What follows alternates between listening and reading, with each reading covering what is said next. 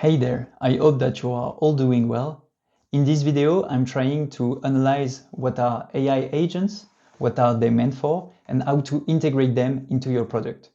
I hope that you'll enjoy the video. Feel free to drop a comment, a like, or share it among people that might be interested into the topic.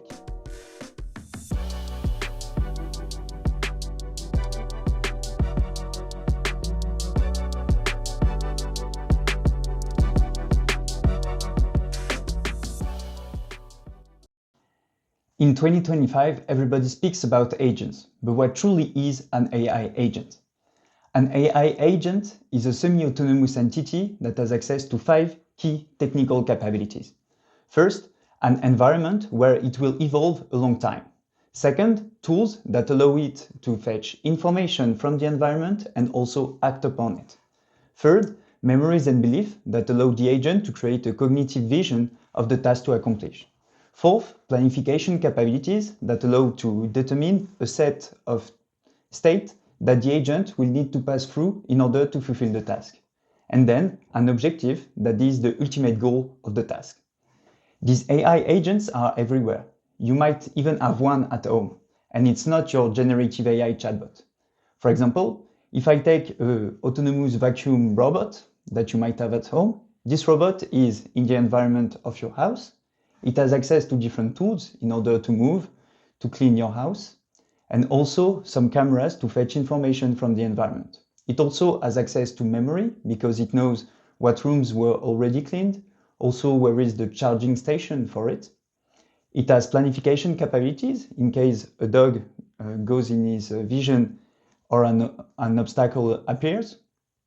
And also the objective is to clean your house. These 5 key technical capabilities for AI agents are what's used in autonomous driving car, also generative AI chatbots, and it might even be used in the AI-powered solution for creating slides that you might use.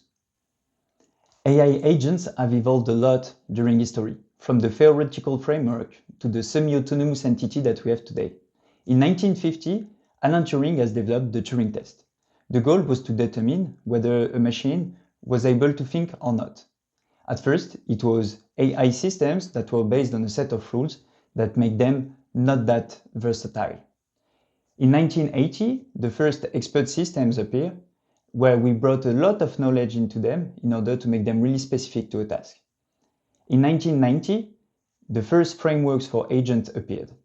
These frameworks, like the BDI for belief, desire, and intention, allow to introduce the notion of tools, memory, and environment.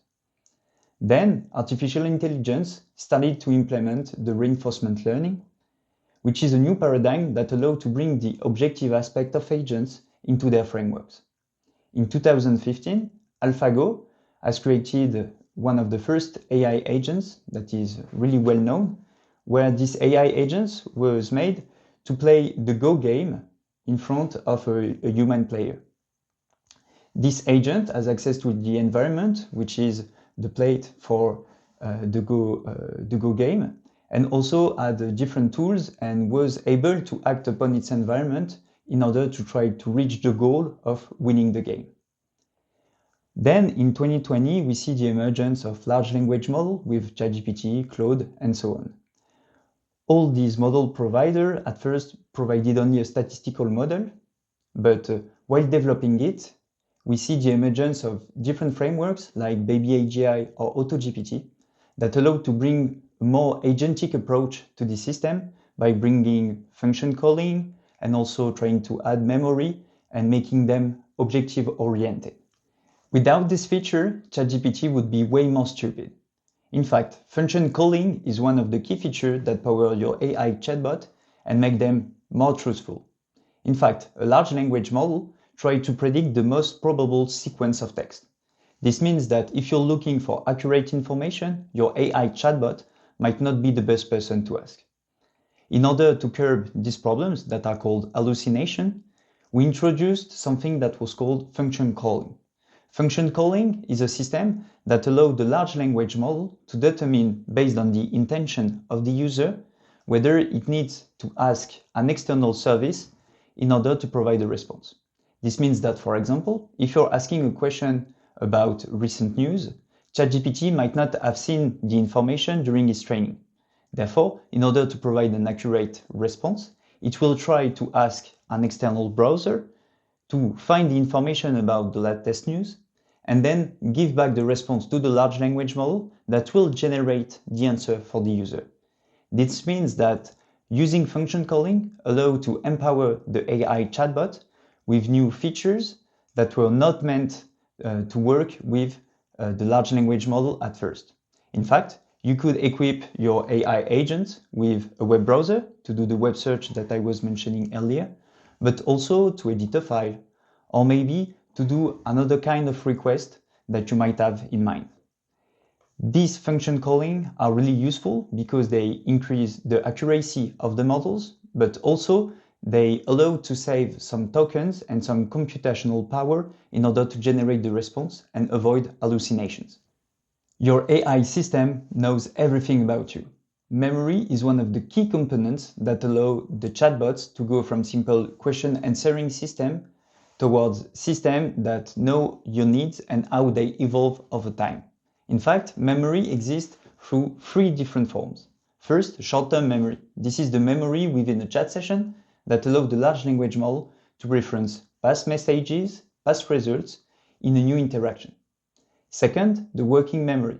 This is the memory that allows the AI agents to see what were the great outcomes that happened in other chat sessions and try to reuse these great results in the new interaction in order to increase the probability of giving a great outcomes in the new interaction.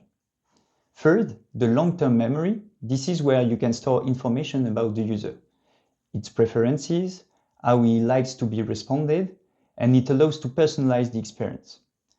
All these different memory can be stored in various ways. It could be in a plain text that is placed in the environment of the agent. It could be with semantic search and vector search in order to find this information, or also in knowledge graphs that are complex data structure that allow to represent entities and their relation within a node-based interface. This memory is really useful because it allows to personalize and to understand better the user to make the AI agents more aligned with them. Claude Code, Lovable, Cursor, Antigravity. Don't you see the same thing? All of these AI agents in 2025 are mostly about coding. But why is that? Most of the AI agents are already integrated within the coding spaces because they provide the relevant infrastructure in order to integrate AI agents. In fact, the developer environment allows to edit files, keep track of the evolution of the different files using Git, and also give clear signals of validation of the different edits that could be made within the files in an easy way.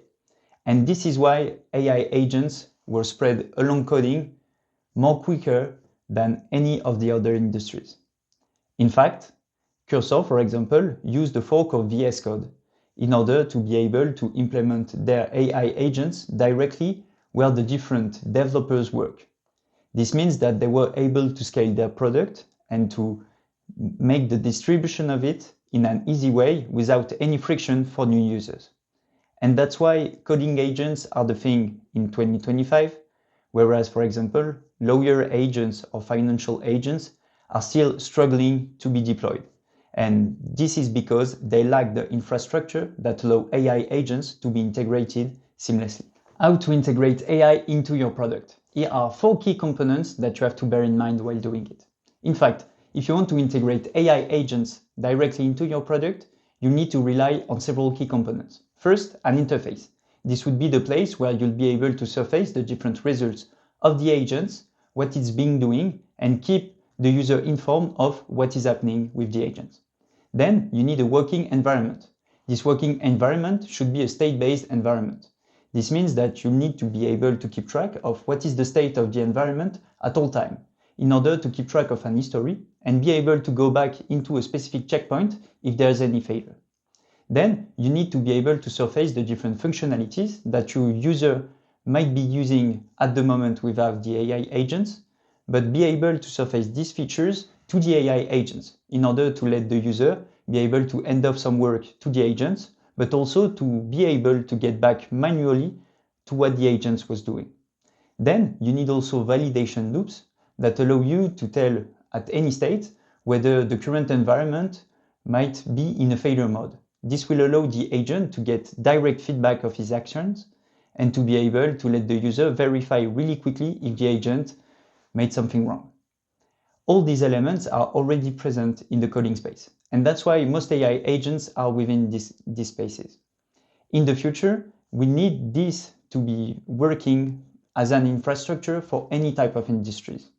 Also, the mostly widespread interface at the moment are AI chatbots. But in the future, we could think about different interface that will allow to give more transparency to what the agent is doing with, for example, node-based interfaces.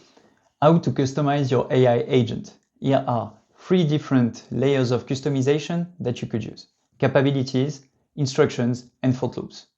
Capabilities allow you to define what are the core features that your agent can perform or not.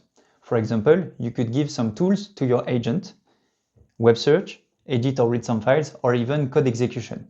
This will define what are the actions that the agent can or cannot do. Then you have the instruction layer of customization. This is where you define the specific goals that the agent needs to reach, how to surface the different results to the user, how to format the response at the end, and also maybe adding some guardrails in order to make the agent more aligned with your users.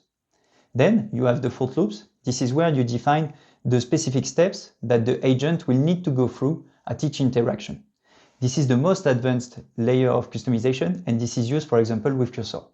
There is a first step with Cursor agent. After a user input a query, the Cursor agent will first skim the code base, try to find the relevant files to edit. Then there is a planification step where it will define what are the different edits to do in each of these files. Then you have the edit step where it will apply the different edits from the previous plan using the different tools available for the agent. And then you might also have a verification step at the end that will try to check if it has broken some stuff within the code. All these elements are layers of customization that aim at making these AI agents more aligned and more useful for your users. AI has already learned everything, so how could it improve over time? In fact, if you take a look at large language models and how they are trained, you take the whole raw internet and you feed it into the system. And when you look at GPT-3, GPT-4, and GPT-5, you see that each model series has an improvement in terms of performance. However, we see that we are reaching a plateau because between GPT-4 and GPT-5, the improvements variation is not that important compared to the other series of models. Also, we see that making the models bigger is not sufficient in order to make them smarter. That's why the current research is trying to find clever ways in order to explode this plateau and be able to bring the performance upwards in the future. They are trying, for example, to use synthetic data generation and also clever techniques to train the models in order to boost this performance. And when you look at, for example, reinforcement learning, which is a way to put a system into an environment, try to make it go through different states in order to reach a specific goal, you make the machine able to think on its own about how to reach this goal at the end. And this is something that is really close to AI agents. And that's why AI agents could provide the different synthetic data needed in order to improve the performance of the model.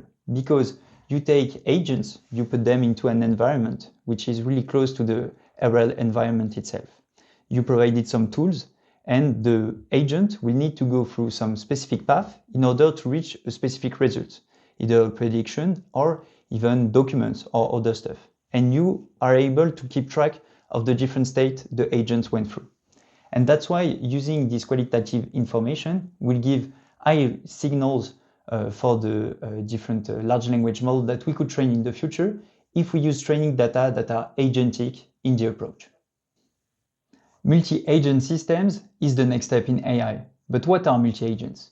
Multi-agent systems are systems composed of multiple specific agents that collaborate towards a specific goal. Unlike single agents that might struggle to perform a too complex task, multi-agent systems try to break down this task into smaller manageable tasks that will be handed off toward specific agents. This gives some advantages compared to the single agent system.